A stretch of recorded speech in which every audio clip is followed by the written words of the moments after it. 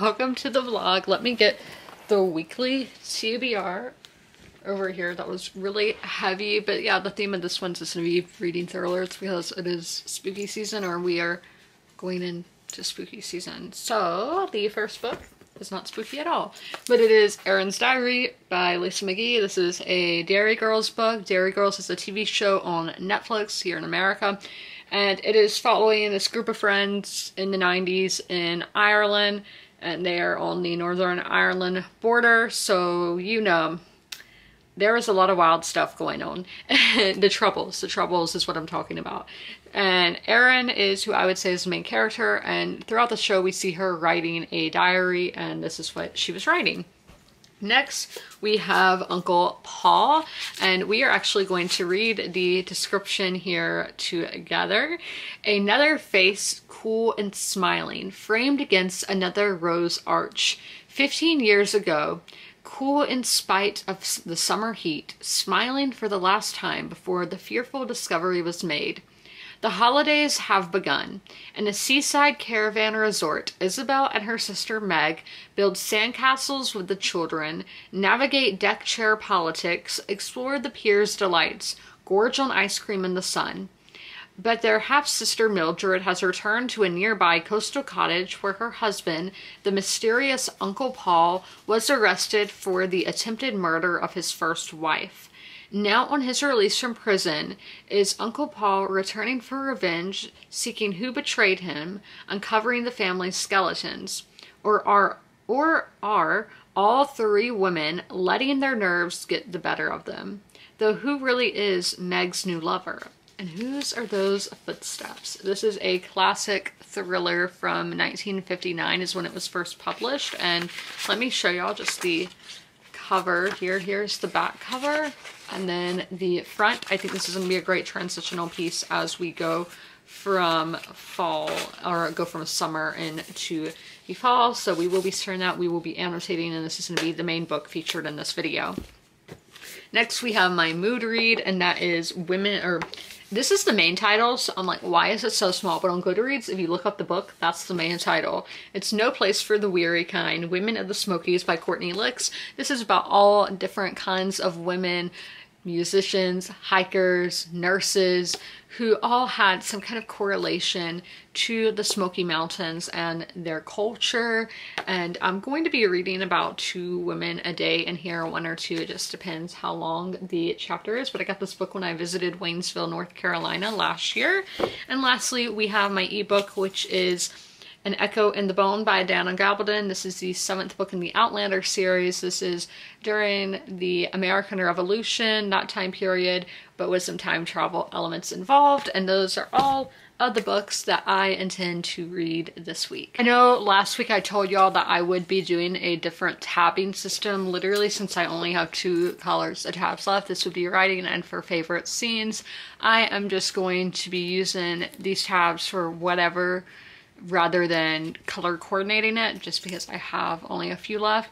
And then by the pen, like blue will still be characters, green writing, and so on. So that is the only difference. It's nothing crazy. It's just because I'm running low on tabs. Once I start a new sheet of tabs, I will go back to my usual tabbing system. I am back inside from reading, so I wanted to give y'all my thoughts on Uncle Paul by Celia Fremlin. I think this is going to be a 2-star. I am pretty bored with it. There's nothing that I dislike, but I'm just bored. So we are going to go through all my little tabs here with the first ones. I thought I used a green on the first page. Okay, I did. It's just on the bottom. We have our main character is Meg. We're seeing everything through Meg's perspective. She's one of the younger sisters. And there's all this, her man, her lover, it's like they're talking about Cinderella, how she's saying she has to go help her terrible sisters. Like, they're joking around. And then she's like, I must go at once or I may not be able to get in. So I'm like, is this her being like, you know how Cinderella like had to leave, or all she would go back to Drabs and everything? And so I'm like, was that an intentional Cinderella reference there, that she must go at once? And another thing, I don't know if this would be more so writing or more so plot. Let me know what you guys think. Is my mind was just wandering a lot. That was during chapter 1, and I was just thinking of other things. So it's usually leaving that I am bored. Then my next tab is theories. So this is only on chapter 2. So Philip is Isabel's new husband, her second husband, and he's either having an affair or he is abusive. I don't know. I find out later, but I'm not going to tell y'all. And then my other theory is, so we know that Maud, who is the older half-sister, that her husband, who is Paul, he attempted murder. There were murderous charges towards him. We know he did something bad in the past. So I think she's going to have something to do with that.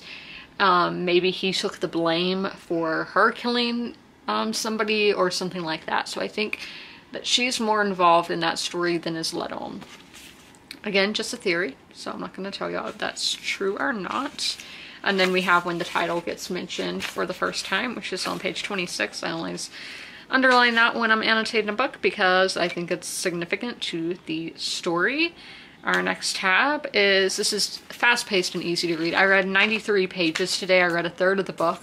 I only had set to read 54 pages, 5 chapters, but I read 40 more. So it's super fast-paced and easy to read. I know some people will be scared going into classics. This is more so a modern classic. It's it's published in the United States in 1960, but I have a UK edition here that came from Paris. I know it came from Paris, but it's a UK edition.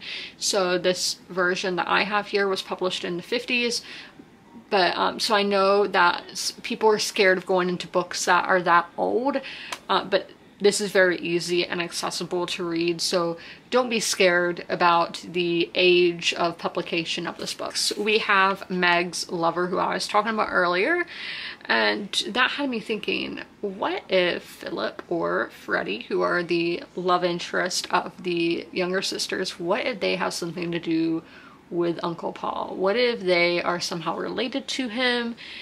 I just feel like there's something there. I have more to why I think that, but I'm not going to say because I don't want to spoil. This tab here is adding on to that. Somebody is saying extra because there's coincidence. But then, you know, coincidences tend to run in your family. I seem to remember 1 or 2 others, of which you have told me yourself. I'm being told to come here. But that's all for my notes in the book today. I'll update y'all more. Hey guys, happy Tuesday. So I did finish the book and we're going to talk about that, but we are going to kind of talk about the plans for the day and kind of the rest of the week. It's going to be kind of hectic.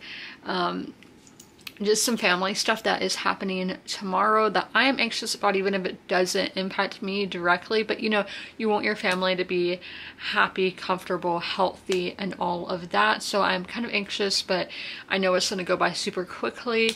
But you know, as I just said, you want your family to be well. So, you know, it's going to already be over by the time that this vlog is up. But you know, prayers up, good vibes, you know, all the fun stuff. So, y'all know I've been really fascinated with 9/11 recently.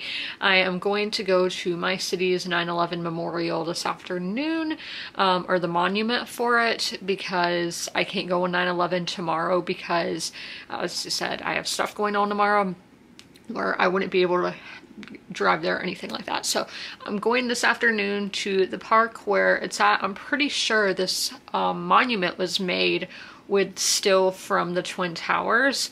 And yeah, I read there's like a warehouse in New Jersey or somewhere that is just filled still with parts of the building. Because I've been to Roswell, New Mexico is the first place where I remember seeing this, other than like New York City, where they have a piece of the World Trade Center and a park to honor the people who passed. It makes me emotional thinking about. And then I've been to Washington, D.C. and have seen several pieces of some businesses there that had were impacted by that day. I mean, everything in the world was impacted by that day. But yeah, so I'm going to go there to pay my respects because I just feel the need to do that. And I will take a picture in a clip for the vlog, and so y'all can pay respects through the video. And obviously I do encourage you, like, because as I said, I know this vlog is going to be coming out after 9/11, but there are so many places in America and probably even other countries, because obviously people from all over the world died that day, but to go pay your respects, because innocent people shouldn't have died.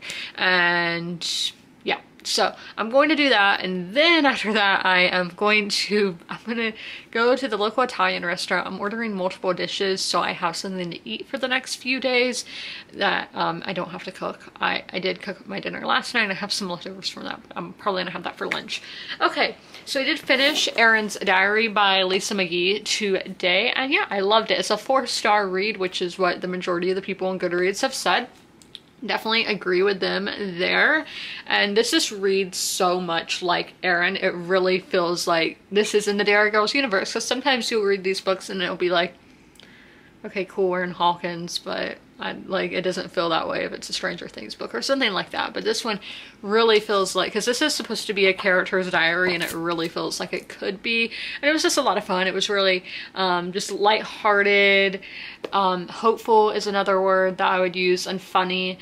Those were the words that I would use to describe this book, and I had a lot of fun with it. So definitely, if you are a fan of Derry Girls, pick this up. I don't think, if you haven't seen the show, I wouldn't recommend picking this up. I think you would probably be really confused, but I do highly recommend that show.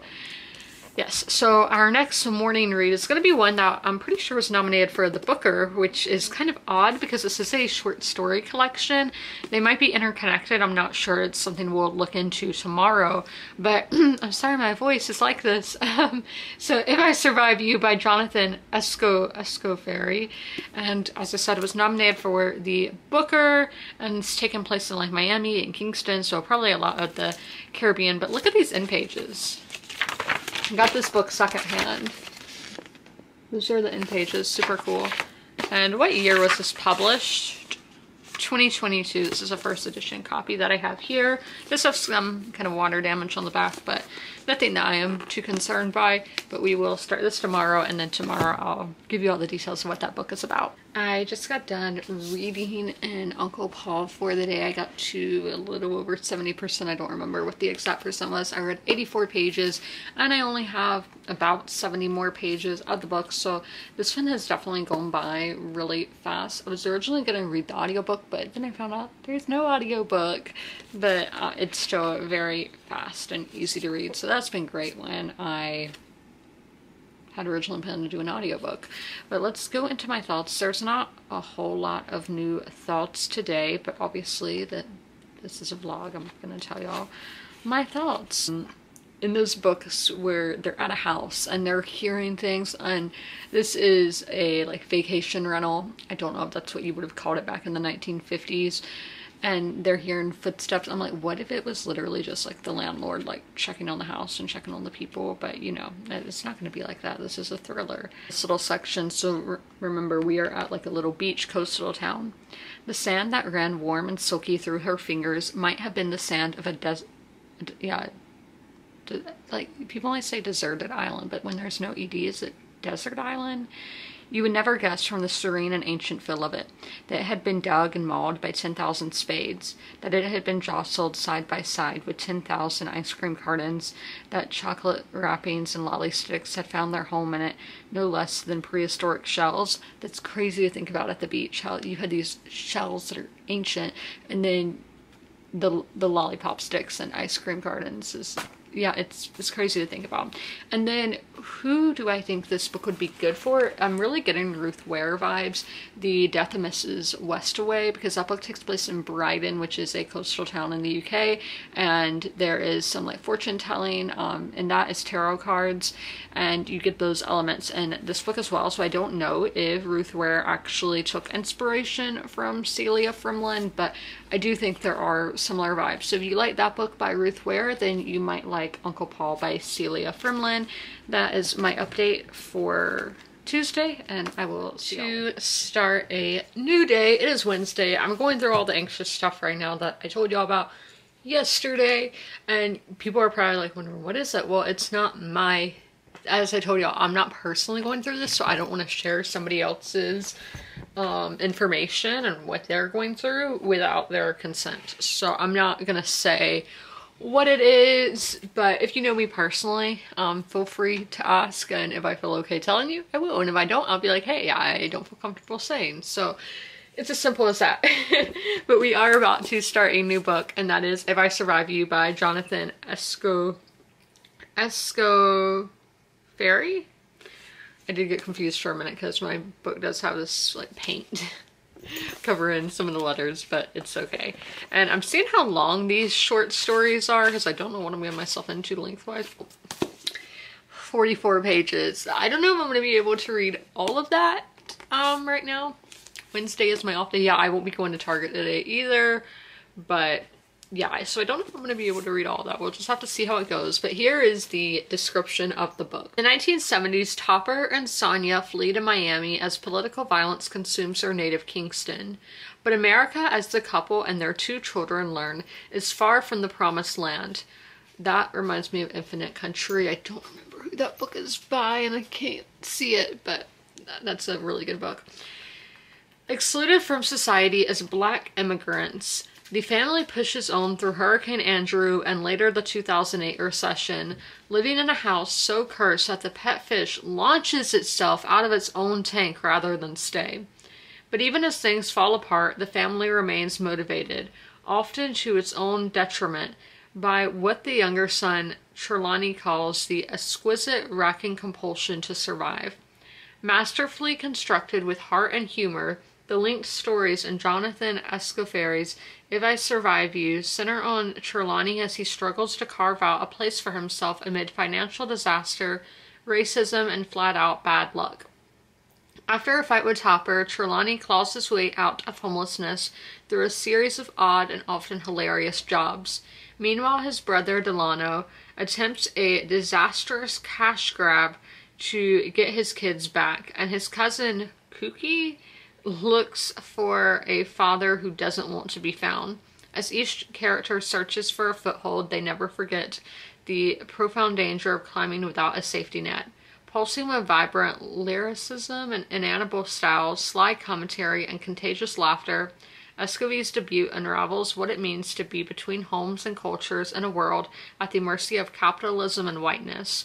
With If I Survive You, Escoffery announces himself as a prodigious storyteller in a class of his own, a chronicler of American life at its most gruesome and hopeful. And as I told y'all, this was nominated for the Booker Prize, and a lot of authors have blurbed it, and Patchett, Ruben Alam, I'm assuming the ones that I know, Percival Everett. So those are all authors who I am familiar with and want to read from or have read from. So I'm going to get into this now. Since those short stories are so long, I might see if there's an audiobook and the audiobook's free, then I will pick that up. It's time to give my review for Uncle Paul by Celia Fremlin. I am giving this a 2.25, so I wouldn't recommend picking it up. It didn't do a whole lot for me. There's that. So characters, yes, I could tell the characters apart. There was a little tiny bit of dimension, so I'd say they're one-dimensional, maybe two-dimensional, I don't know, one of those. But there was that I could tell them apart, but I didn't find myself caring for them. It was lacking emotional connection, did not feel anything towards these characters whatsoever. And then the atmosphere, it's very strongly 1950s. Obviously that's when the book was published, so if you are wanting a 1950s seaside vacation thriller, then you might like this. I wouldn't say this is a cozy mystery, but it's not extremely thrilling either. That was my main thing with this book. I was pretty bored with it. Reading has been this month. I've been pretty bored with the books I've been reading, which sucks. And then we have writing. The writing was the best part. It was very fast-paced. It was very accessible, because I know a lot of people are scared to pick up books that are older books that are over 50 years old. But no, this reads incredibly modern. I do think this could have come out today. There were some sentences where I was like, oh, that's really descriptive and great. But overall, the writing was fine.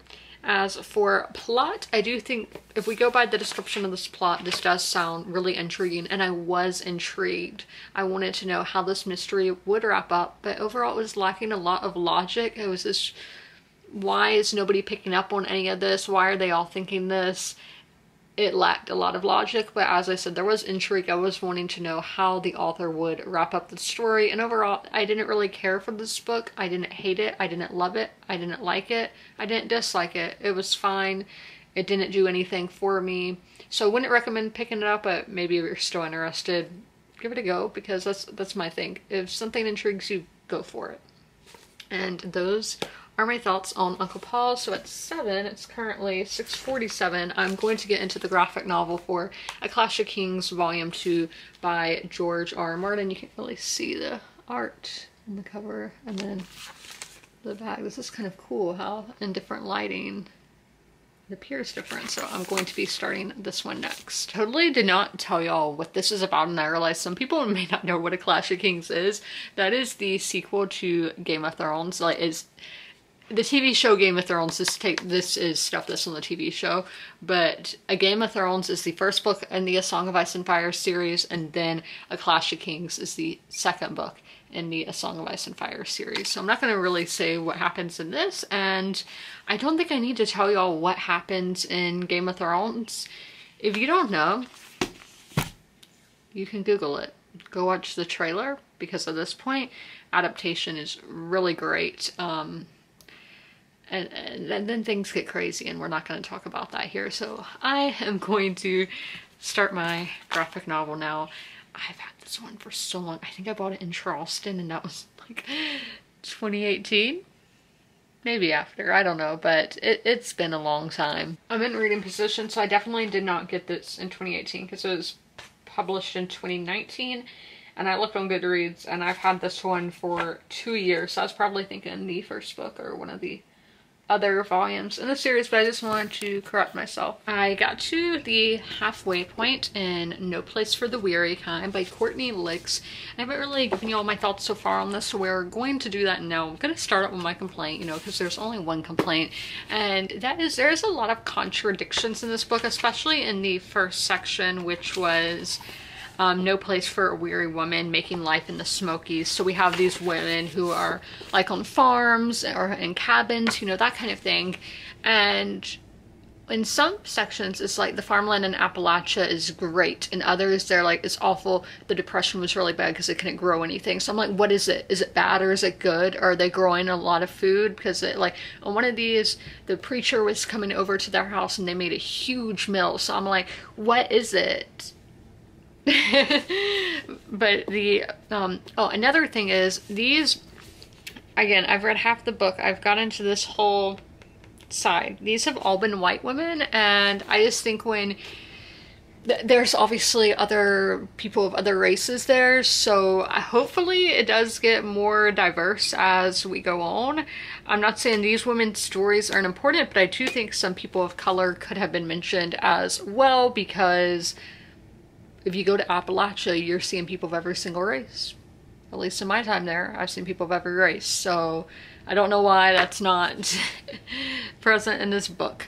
But let's talk about some of the positives. I think this would be a great read if you are a writer and need inspiration for characters, or want to another one would be if your ancestors lived in Appalachia, seeing what life could have been like for them.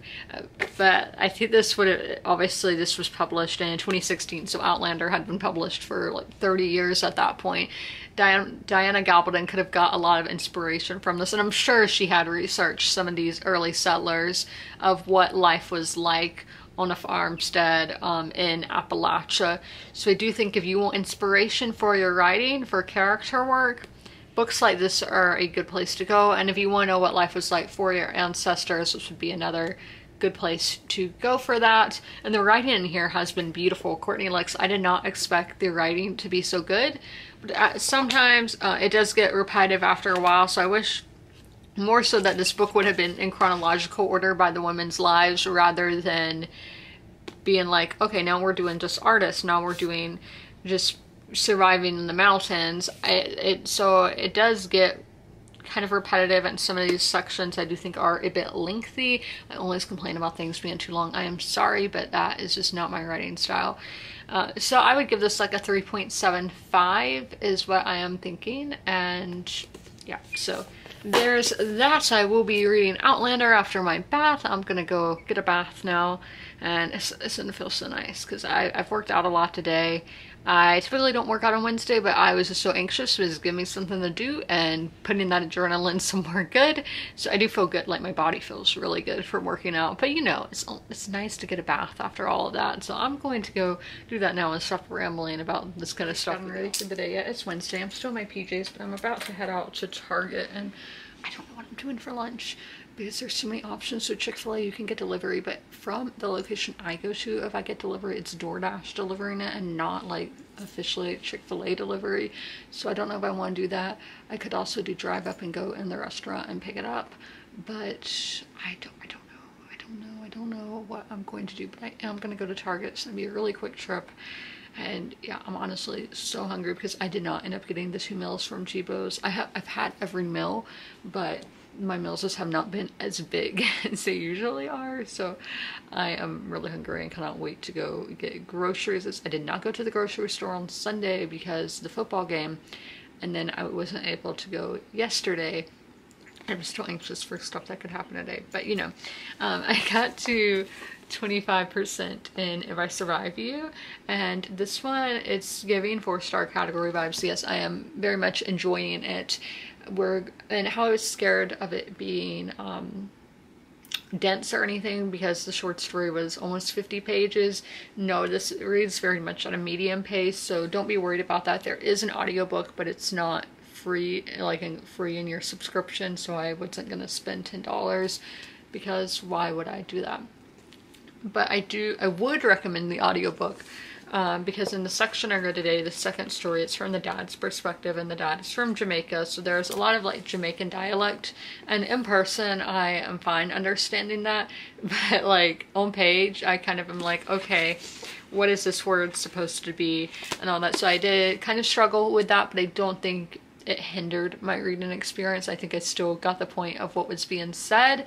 Something interesting about this, so both the short stories so far have been in like second person perspective, and you is the person who is telling. So in the first section, first story it was Trelawney, and the second it's his dad, Topper. So it's really interesting to see it done like that because I don't think I've read any book like that. I've read books in second perspective, but not when the second perspective is the person that is talking.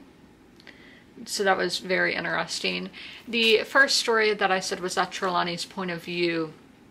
He is the son of immigrants, and they already had one son, but he was born in Jamaica, so Trelawney is the first one to be born in the United States in Miami.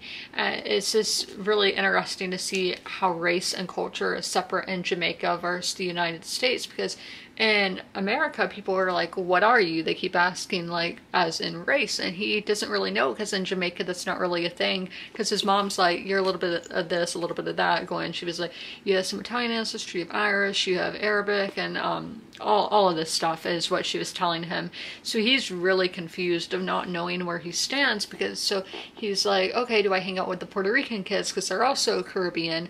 And then he, and once he gets to high school, he's like, okay, but a lot of people think I'm black, so am I black? Do I hang out with the black kids? So he's very confused of where he falls on the spectrum of race, because it's not viewed the same in America as it is in Jamaica. And obviously I told y'all all his family is Jamaican. He's the first one born in America, and that's another divide with his family, is he talks with an American accent. He does have an older brother who talks with a Jamaican accent because that's where he learned to talk, and there's just a lot of like cultural differences, and I think that's always the case when somebody is a first generation American, or probably any country, but and I'm thinking the book I'm comparing this to is In Our Time of History by Suzanne Parry, which is Iranian immigrants, and the divide between the parents and then the children who, you know, are born in America. And we had Topper, who is the father. His story was today, and it really just shows that, yeah, your parents were young once. They've been in your shoes before, maybe not exactly the same situation, but they understand, and they your parents are the way that they are for a reason. They have been through life. They've been through stuff that you haven't been through yet. And I just think it's interesting to see all this story through these different perspectives. It's like The Last Duel by Ridley Scott, the movie, is you're seeing it all through everybody's perspective, like similar events through the same perspective. And I think that I really like when that's done in literature and I guess in movie too. So yes, I am enjoying this one so far. I've never read a book that I haven't enjoyed. I just got back from Target. Why did I leave all these in here? Okay. So I got this necklace by A New Day. The shoes I was wearing are by A New Day, but I think it would even look great with what I'm wearing right now. Just a big chunky gold statement necklace. I love those. I got this bag, like random, it smells good. Random goodie bag because it has a dog and cat on it that says Happy Halloween. I think I'm gonna frame it and do it just as a wall decoration because I loved this print so much. Like I literally turned around in the store to go get it. I got this Halloween bird. Are they not doing normal fall birds this year? Is it just Halloween? I've only seen Halloween birds and no fall birds. Let me know. This is Paulson, and y'all know I love black cats, so he was a must for me. And then I got Dave Grohl's book because he spilled tea this week that he had a kid out of wedlock, and I like drama. So I know he's not going to say anything about that in this book because that kid did not exist when this book was published. But, you know, he might have some other good tea. And I've heard this book is great. I'm going to do it as a buddy read. We're going to do the audiobook because I think Dave narrates the audiobook himself. Like, first naming him. I don't know why I did that. But Dave Grohl, we got his book here. Gosh, these are the end pages. Like, it looks like a yearbook kind of. Or it could be a wall at a venue where people write on it. So I got that, and again, this is a really sturdy, really like heavy, sturdy book. Like, I don't know why certain publishers are like this. It's not really floppy, like, see, this is by D Street, which is part of HarperCollins. Just got inside from reading, and honestly, I'm kind of cold. I know we have, I don't know if these clouds are part of Hurricane Francine, great name, Arthur icon. But it is kind of chilly. There was a slight breeze and it's been overcast all day, and I'm in a tank top. I did think about wearing my blazer today, but when I was out, it was in the 80s. It was 81 degrees, and I was like, no, I don't need to wear a jacket when it's in the 80s. That just doesn't seem right. But I got to 59% in A Clash of Kings Volume 2, so I'm not gonna go too much into plot stuff and all of that because, again, this is pretty far into a series, TV series, book series, but this is the best adaptation of the book, of like the novels. If you want to see how it was supposed to be adapted, this would be like book accurately, because I still think those early seasons of Game of Thrones is my all-time favorite TV show, so I'm not going to complain about that. But this, I think if you do not want to read those big chunky fantasy books, you will get like pretty much the same experience by reading these graphic novels. Now, all these graphic novels have not been published yet, and I know not all the novels have been published yet, but I'm just saying, they're, even for some of the books that have been published in the main series, they haven't been adapted to these yet. They tend to come out every 2 years, but now it's been 3 years since the last one came out, and I don't know if Bantam intends to release more. I hope they do, because I do enjoy these, and this world is like coming home for me. It's the series that got me into reading again, and I love being in it. But that being said, I only read 90 pages today. Usually I can read a graphic novel in a day, but this is still very dense. It's heavy fantasy, and yes, it's a world that I'm familiar with, but it's still a lot to take in. There's a lot of words on the page. I need to make sure this is clean. Okay, because yeah, this, be an adult if you're reading this, because this is definitely like rated R.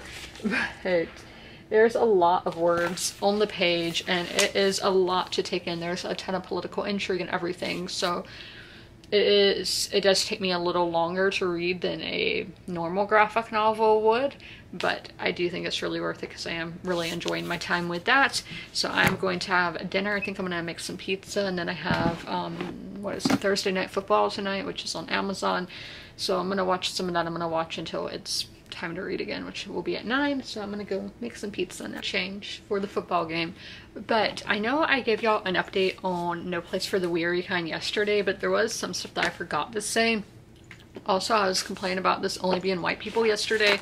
I just read a chapter on a Cherokee woman, so we are getting more diverse. Now, will she be the only person of color? Who knows? But another thing that I think that I never thought about before that this book brought up is this book is published by the Great Smoky Mountains Association, a nonprofit organization which supports the educational, historical, and scientific efforts of Great Smoky Mountains National Park. So the Great Smoky Mountains National Park is in Tennessee and North Carolina. And I don't know, like, this shows how ignorant I am. I thought that was just land where nobody lived or anything, and they were like, yep, let's put a national park here. No, so that was officially opened in 1940. And people had been living there for hundreds of years. Native American people, white people, whoever had been living there, had their homes there, had their farms there, had their towns there, and they all had to leave because of this national park. And it really makes you think, okay, it's great we're preserving nature, and I do think that's very important, but we also were asking people, I say we, like I wasn't, but you know, the government was also asking these people to leave where they lived. And I know that has happened with when they build dams and reservoirs and that kind of thing. I never thought about it with national parks, that people were once living there and people are buried there, people were born there, and that is just crazy to me. I never thought that people were living lives on those lands before the National Park Service was invented and came in. So it's like, let's say the national parks it didn't happen. Those people probably would have sold a lot of the land, and these mountains would not be how they are today. Like, the logging industry probably would have torn down all the trees and would be like the Scottish Highlands, and then like just sold into real estate and tourism and all of that. Which, I mean, obviously they are making a ton of tourism. I think it's the most visited national park in the United States. But that could have changed because, you know, that's something that probably changes all the time. So all of that nature would have been destroyed, maybe, if these people sold their lands. And just by America today, I think it's very common for people to sell their farmland and all of that, and they build neighborhoods and whatever on it. But then at the same time, with the national park, it upended these people's lives, and I never thought about that happening. So it's kind of crazy to me because I always heard it was to preserve nature. So I was like, okay, it's like out in Yellowstone, where I'm assuming Native Americans were living as well. I just assumed it was land that nobody had done anything with, just empty land, but no, it wasn't. But I am ending the vlog here. I hope you guys enjoyed, but I do want to give y'all a sneak peek for next week's vlog. We are going to be reading The Alienist by Caleb Carr. It's going to be a buddy read. I'm going to be reading it physically, but feel free to jump in and start that book because we will be discussing it in my next vlog. There won't be any spoilers. This book is, yeah, I actually don't know really what it's about because my edition does not have a description on it. I have a really old mass market paperback edition, so let's see what Storygraph says.